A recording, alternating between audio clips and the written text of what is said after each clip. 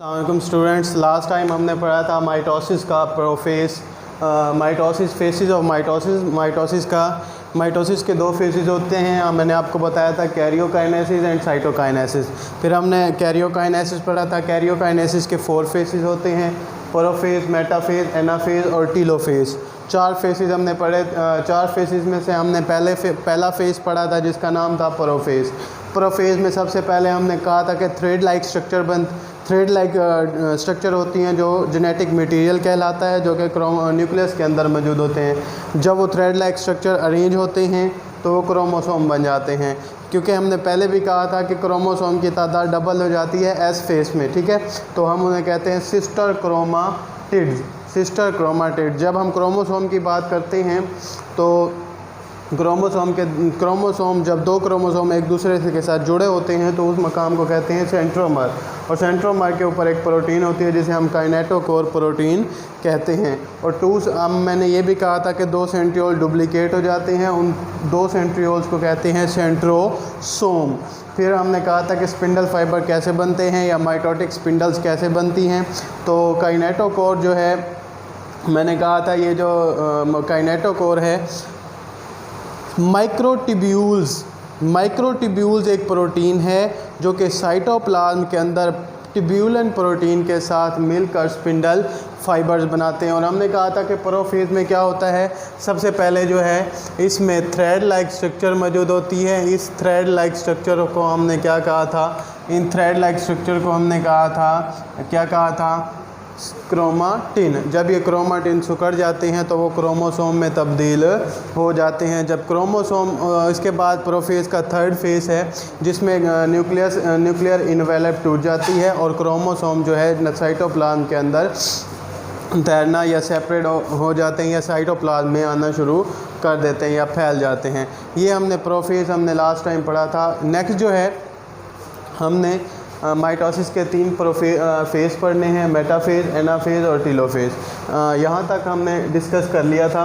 Next जो है हमारा मेटाफेज के अंदर जो क्रोमोसोम है ये सेल के बिल्कुल इक्वेटर में आ जाते हैं, दरमियान में आ जाते हैं, एक प्लेट बना देते हैं जिससे हम कहते हैं मेटाफेज प्लेट। ये देख रहे हैं आप, ये मेटाफेज प्लेट बन गई है।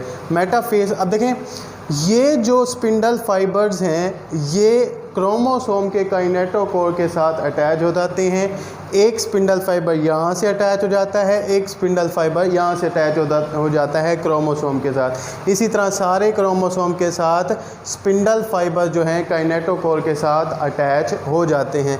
और कुछ स्पिंडल फाइबर जो हैं जिन्हें हम नॉन काइनेटोकोर स्पिंडल फाइबर्स कहते हैं वो आपस में ही एक दूसरे के साथ जुड़ जाते हैं। मतलब मेटाफेज प्लेट के अंदर क्रोमोसोम जो है दरमियान में लाइन में इक्वेटर में आ जाते हैं और एक प्लेट बना देते हैं मेटाफेज प्लेट। नेक्स्ट जो है एनाफेज है। एनाफेज में क्या होता है कि ये क्रोमोसोम, ये जो स्पिंडल फाइबर्स हैं जो कि क्रोमोसोम के काइनेटोकोर के साथ अटैच हुए थे, वो क्रोमोसोम स्पिंडल फाइबर जो हैं क्रोमोसोम को अपनी अपनी पूल की तरफ खींचना शुरू कर देते हैं, पुल करना शुरू कर देते हैं अपने अपने पोल्स की तरफ। अब देखें जब ये पुल करना शुरू कर देंगे तो क्रोमोसोम जो है वो सेपरेट हो जाएंगे, अलग हो जाएंगे। जब सेपरेट हो जाएंगे तो हर क्रोमोसोम जो है अपने अपने सेंट्रियोल की तरफ जाना शुरू कर देगा। इसके अलावा जो नॉन काइनेटोकोर स्पिंडल फाइबर्स हैं ये लंबाई के रुख, इनकी लेंथ बढ़ती जाएगी अगर ये क्रोमोसोम अलग अलग होना शुरू हो जाएंगे और ये अपने पूल की तरफ जाना शुरू कर देंगे। अब देखें ये सिस्टर क्रोमाटिड थे। अब जब स्पिंडल फाइबर इन क्रोमोसोम को अलग करेंगे तो ये सिस्टर क्रोमाटिड सेपरेट हो जाएंगे। मैंने आपको पहले कहा था जब 2 क्रोमोसोम आपस में अटैच हो तो वो सिस्टर क्रोमाटिड्स कहते हैं, और ये क्रोमोसोम जब अलग हो जाएंगे तो हम इन्हें कहेंगे सिस्टर क्रोमाटिड। सेपरेट हो गए, अब ये क्रोमोसोम है, ठीक है। उसके बाद एनाफेज के बाद है टीलोफेज। टीलोफेज में क्या होता है, टीलोफेज जो है रिवर्सल है प्रोफेज का। मतलब जो चीज़ प्रोफेज में होती है उसके उलट किस में होती है, टेलोफेज के अंदर। अब देखें एक सेल जो है हमने कहा था ये अलग हो गए हैं, क्रोमोसोम क्या हो गए, अलग हो गए। अब यहाँ देखें न्यूक्लियर इन्वेलप जो है न्यूक्लियस के गिर्द जो मेम्ब्रेन होती है वो टूट जाती है प्रोफेज के अंदर, लेकिन टेलोफेज के अंदर वो बन जाती है। और अब आप देखें हर टेलोफेज के अंदर क्रोमोसोम की 4 क्रोमोसोम है, एक न्यूक्लियस के अंदर भी 4 क्रोमोसोम है और एक न्यूक्लियस के अंदर भी 4 ही क्रोमोसोम है। एक सेंट्रियोल है, इधर भी एक सेंट्रियोल है।